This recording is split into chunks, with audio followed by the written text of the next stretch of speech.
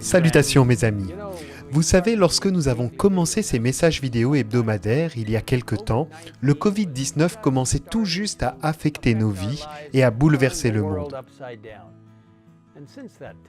Et depuis lors, nous avons vu le monde devenir de plus en plus instable et incertain.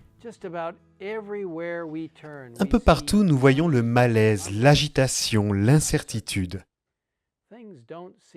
Les choses ne semblent pas s'améliorer et beaucoup de cœurs sont pleins d'anxiété, effrayés par ce qui nous attend.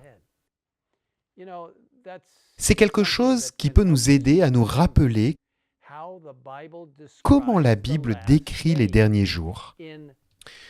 Dans le livre de Luc, chapitre 21, versets 25 et 26, nous lisons ce qui suit. Il y aura des signes dans le soleil, dans la lune et dans les étoiles. Sur la terre, les nations seront dans l'angoisse, épouvantées par le bruit de la mer et des vagues. Des hommes rendront l'âme de terreur dans l'attente de ce qui surviendra sur la terre. Car les puissances célestes seront ébranlées. Mes amis, si les temps et les situations peuvent changer, la peur et l'anxiété ne sont pas des sentiments nouveaux. En regardant l'histoire il y a 2000 ans, nous pouvons les trouver sur les visages des disciples du Christ. Nous pouvons voir leur peur et leur anxiété et les entendre dans leur voix, certains qu'ils vont se noyer dans la mer de Galilée. Les choses n'avaient pas commencé ainsi. En fait, c'était une journée assez normale, pleine d'activités, avec Jésus qui enseignait et s'occupait de nombreuses personnes qui se rassemblaient autour de lui. Mais il était maintenant temps de partir et de se reposer. La soirée était calme et agréable, lorsque Jésus et les disciples sont montés dans la barque en bois. Alors qu'ils naviguaient vers l'autre côté, le lac était calme. Bientôt, Jésus s'est endormi à l'arrière de la barque. Rapidement, cependant, tout a changé. Le ciel est devenu terriblement sombre et le vent a soufflé sauvagement dans les gorges des montagnes le long de la rive est, provoquant une forte tempête qui a soudain éclaté sur le lac. Les disciples étaient terrifiés. Il faisait si noir qu'ils ne pouvaient plus voir Jésus, et leur voix était étouffée par la terrible tempête. Où était Jésus? Les avait-il abandonnés? Ils étaient absorbés par la tentative de se sauver en ramant plus fort, oubliant Jésus. Ce n'est que lorsqu'un éclair a illuminé le ciel qu'ils ont vu Jésus endormi au fond. Il était là, avec eux, dans le bateau, tout le temps. Étonnés, ils l'ont réveillé et désespérés, ils se sont écriés « Maître, cela ne te fait rien que nous soyons en train de mourir ?» Dans le beau livre Jésus-Christ, on lit « Leur cri réveille Jésus. À la lueur d'un éclair, il voit la paix céleste de son visage. Dans son regard, un amour infiniment tendre. Leur cœur se tourne vers lui et ils supplient « Seigneur, sauve-nous, nous périssons !» Jamais un tel cri n'est resté sans réponse. Jésus se dresse, debout au milieu des disciples, tandis que la tempête fait rage et que les vagues s'élèvent tout autour d'eux et que l'éclair illumine son visage. Il étend la main, cette main si souvent occupée à des œuvres de miséricorde, et il dit à la mer en furie « Silence, apaise-toi !»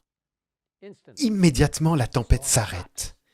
Imaginez, soudain la mer est à nouveau calme, tout comme les disciples émerveillés.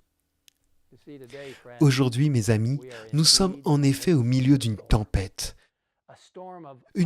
d'incertitude et de peur. Mais nous savons qu'une tempête encore plus forte se prépare. Comment pouvons-nous être prêts à y faire face? Dans le livre « Pour un bon équilibre mental et spirituel », nous trouvons cette précieuse réflexion. Cette nuit où les disciples étaient à bord de leur embarcation fut pour eux une école où ils devraient recevoir leur éducation en vue de la grande œuvre qu'ils allaient accomplir par la suite.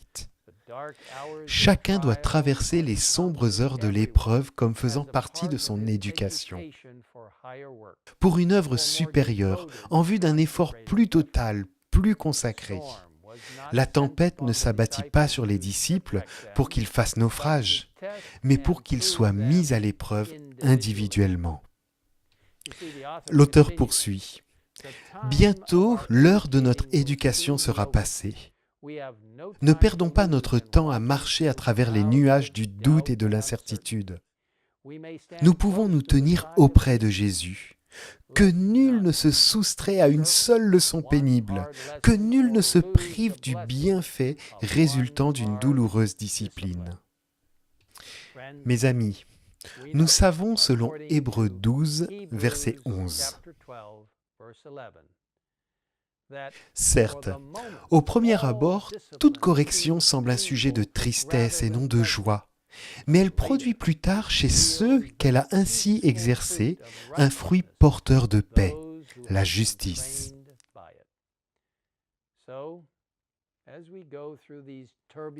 Alors que nous traversons ces temps turbulents, imprévisibles et même effrayants, approchons-nous de Jésus. Sachant qu'il est avec nous dans la tempête et qu'il veut nous donner de précieuses leçons de foi, de confiance en ce moment, qui nous aideront maintenant et à l'avenir. Prions ensemble. Père Céleste, nous savons que nous pouvons être mis à l'épreuve. Nous savons que sans compter sur toi, nous pouvons être inquiets et anxieux pour l'avenir. Mais si nous nous appuyons complètement sur toi, comme nous le faisons maintenant, nous pouvons être en paix, parce que tu es le Dieu de toute paix. Tu peux calmer la tempête, tu peux donner un esprit serein alors que nous traversons des moments turbulents et difficiles. Seigneur, soutiens-nous alors que nous avons les yeux fixés sur toi et que nous réalisons que Jésus reviendra bientôt et qu'avec sa puissance, il nous aidera à proclamer ce message d'espoir pour l'avenir. Merci de nous écouter, merci d'être le maître de la tempête et d'apporter la paix et le calme dans nos cœurs. Que nous puissions la partager avec d'autres en ce moment, par ta puissance. Nous te le demandons au nom de Jésus. Amen.